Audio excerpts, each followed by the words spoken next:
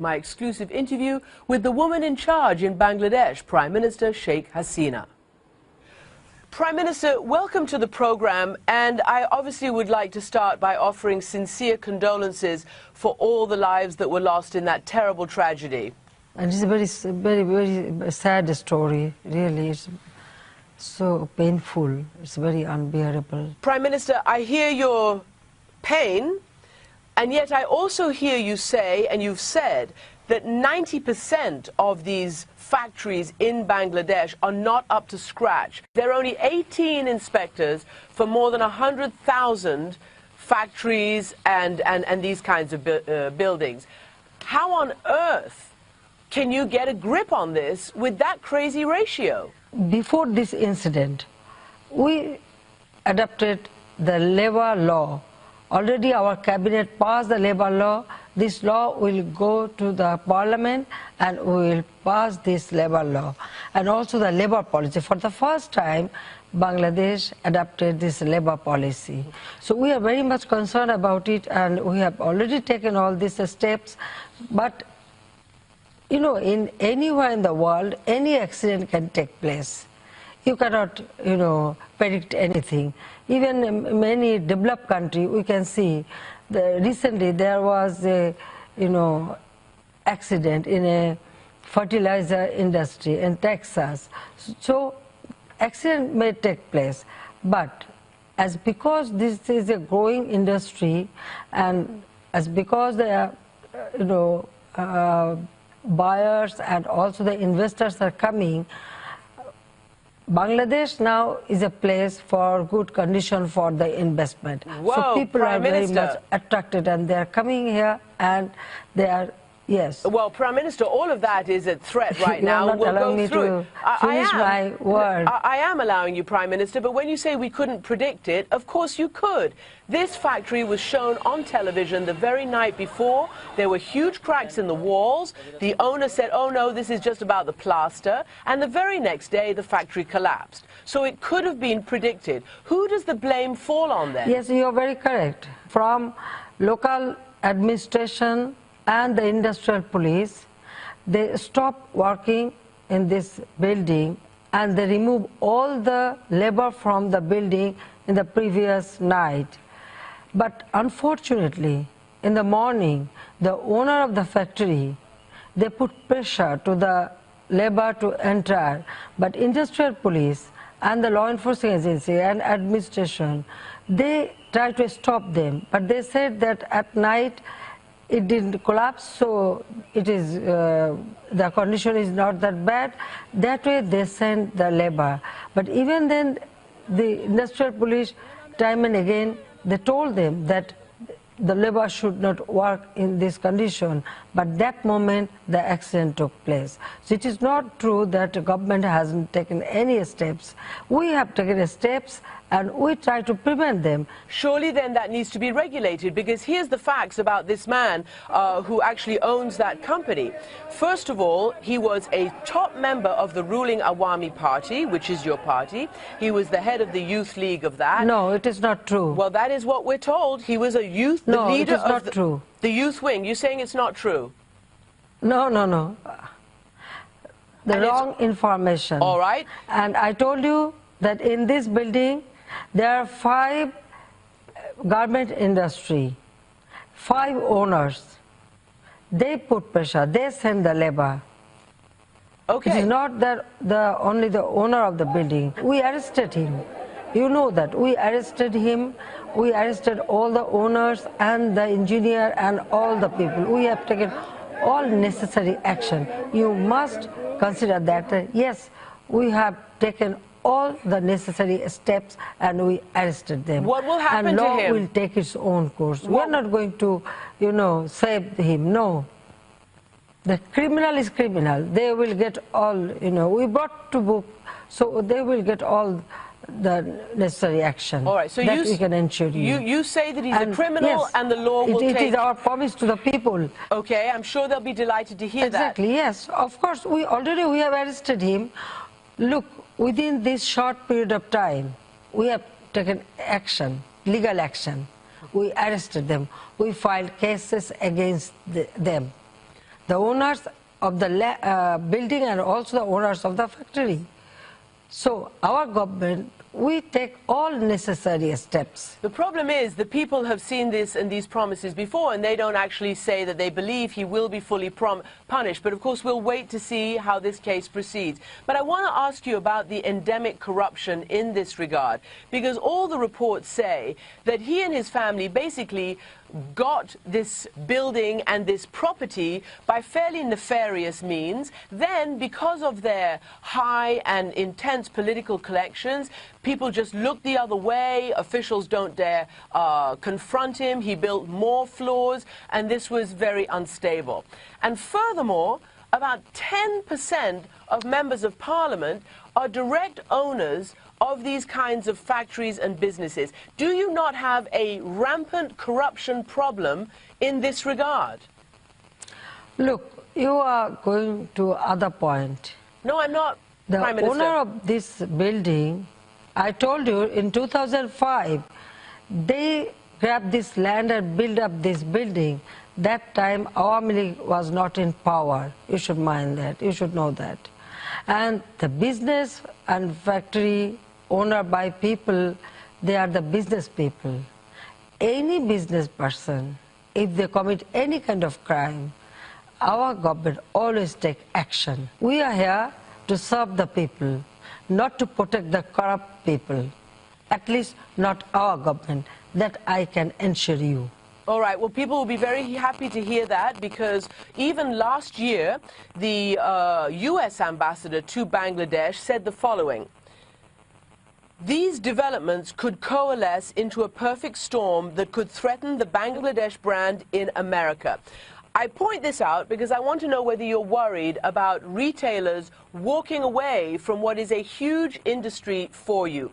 Already Disney, which is one of the world's biggest, if not the world's biggest licensor, has said no more product from Bangladesh. Canada is reconsidering its favorable trade status with you. The EU is considering penalties, and it is your largest trading partner. This is now going to become a major economic crisis for you. Do you agree? Listen, if they want to do business, this buyer, they also consider they should increase the price of the garments so that the business can run properly and the labor can get good salary. So they are also partly responsible for it. What I feel that all the investors, when they come here, yes, they get cheap labor, and that's why they come here.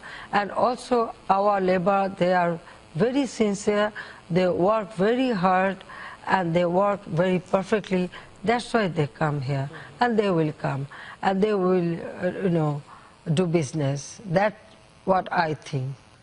You have very, very good workers, and that's why people like their product. But your government is also accused of being very hostile to unions and to labor.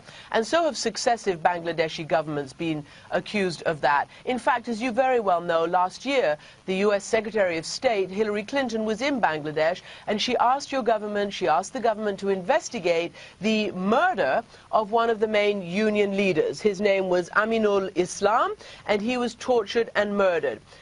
There has been no answer about why that happened, and perhaps if you'd been alive and there was more organization, these people would not have been forced by this corrupt owner to go into that factory when you say the government said it should have been closed down. What is your answer on the issue of Aminul Islam? Which union he belongs to? I can tell you that he was What known... is the name of the union? I can tell you that he What was is the known industry? to try... Do you know that? Well, that's what we're told, is that he was trying to organize labor so that it would not be in this kind of situation where workers are hostage to the very people you say are doing illegal things, like making them go back into factories that you say your government... No, you are wrong. Stopped. What am I wrong about? You are wrong. About you are what? wrong. Even nobody knew. Listen, nobody knew that he was a labor leader. Nobody knew in this country that he was a labor leader. He was killed or something happened. His dead body was recovered after 4 days by our law enforcing agencies. It was our law enforcing agencies, our police recovered his dead body. We didn't know that he was a union, leader or anything. But we have all sympathy for them. Now the case is under investigation. We feel our responsibility. So this blame game should not be there. All right. Well, you know what? You say we don't know about it, but the Secretary of State of the United States of America comes to Bangladesh and asks your government to investigate. All right. Now you've talked about that, and you say that you care for your people and your workers. The investigation is going on. Okay. Listen, the investigation is going on. I guess I want to know whether you feel that Bangladesh, your government, other governments, should now be more careful about labor, should allow them to organize so these kinds of terrible things don't happen again. And I want to ask you in that regard what your reaction is to what the Pope himself said yesterday publicly. He said not paying a just wage, not providing work, focusing exclusively on the balance books, on financial statements, only looking at making personal profit, that goes against God. And he called the Bangladesh labor force slave labor. That is the Pope saying that. What is your reaction to that? On behalf of our labor, I myself sometimes bargain with the owner so that our labor can get good salary and good condition.